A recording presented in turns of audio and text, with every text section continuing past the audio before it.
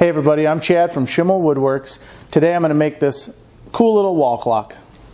I got a new bandsaw this week and I was really excited because my old bandsaw could only cut 6 inches and this new one can cut up to 13 inches. And I happen to have this Brazilian pepper tree log that a friend gave me and it's been sitting here for months. I haven't done anything with it. And the main reason was because it would be a pain to cut. So I tried out the new bandsaw. It cuts like a dream, which I'll mention that and talk a little bit about it more next week on Wednesday. But it just sliced right through this, and I thought it was such a cool looking piece of wood that I wanted to come up with something to do with it. And a clock is a great project that's fun, it's relatively easy, and you can use almost anything to make it. So this week, that's what I'm doing. Now that I have the XCarve, I'm always kind of looking for ways to let it help me do stuff. And although this project could be done completely by hand, the XCarve was a cool thing to try out to do this. And cutting this unusual shape, what I did was I took a piece of scrap wood, put the piece on it, and traced around it. That way I have a square board to measure off of, but I can still kind of see how my layout looks. So you can see here, these were my test carves. They were in the vicinity I wanted. I actually moved over the 9 a little bit, and it worked out really well. So that's what I did here. Now the XCarve is a great tool, but it takes a while. Cutting just these 4 letters took like 20 or so minutes, which is kind of nice because then I can do other stuff while I'm waiting for that to cut. So I let it cut, it did its thing, and I was all set. Once the numbers were cut, I wanted to fill them with epoxy. And so what I did was I took some epoxy, I mixed it up, and I actually mixed some mica powder that I use when I'm casting pen parts. And I mixed some mica powder, I used gold for the letters, and it came out looking really good. When I put the gold in there, it looked amazing, and it was bright gold. Once I sanded it, it got a little dull with some black in it. I don't know why that happened.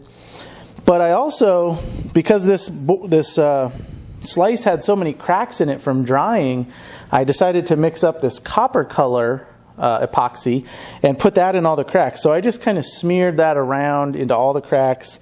And as it turns out, it was kind of a waste of time because the cracks are so small, you can't even see the lines. It just looks like a little dark line. So it didn't really add any color or add anything to it. So I probably won't do that in the future unless it's a pretty big crack, then it shows up. On the back, I needed the relief cut out for the clock mechanism. I could have done that on the CNC machine, but it would have taken a long time, and it's just as easy to use a Forstner bit, and I hollowed it out. And one thing I would recommend is if you buy these clock mechanisms, make sure you get the right length of the shaft in it that goes through the material. I happen to have this pack that someone gave me, and it was short ones, so I had to keep drilling down further and further and further to get this thin enough, and it's actually only like 1/4 of an inch thick to get the clock mechanism all the way through. It ended up working. It kind of looks ugly, but at least it's on the back side. So once all that was done and everything was dry, I sanded this down, and I sanded and sanded and sanded. I wish I had an easier way to sand like that, but no, I did hand sand a lot, but I did use the drum sander. It's a big help. Takes a lot of time out of it. So I sanded it down. I put a nice Danish oil on it. I wish I had clear, but I only had cherry, so I went ahead and used that. It actually still looks really cool. And then once that stain was on, that oil was on and done, I went ahead and put the clock mechanism in it. I would have it running for you. However, I don't have a AA battery here. I thought these were AAA. So when I get it home, I'll hang it in my office and put a battery in it. But it turned out really cool. It's a fun project. Like I said, you can do it in just an hour or two, depending on how complicated you want to make it. A clock is a nice, simple project to do. If you just have some time, want to work with the kids, whatever.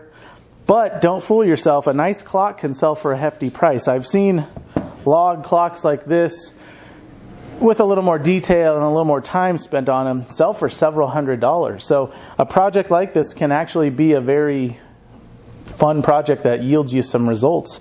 So get out there, make something. If you have any questions or comments, please put them in the link below, and please subscribe to the channel if you haven't already done so. Thanks guys, give me a thumbs up and have a great day.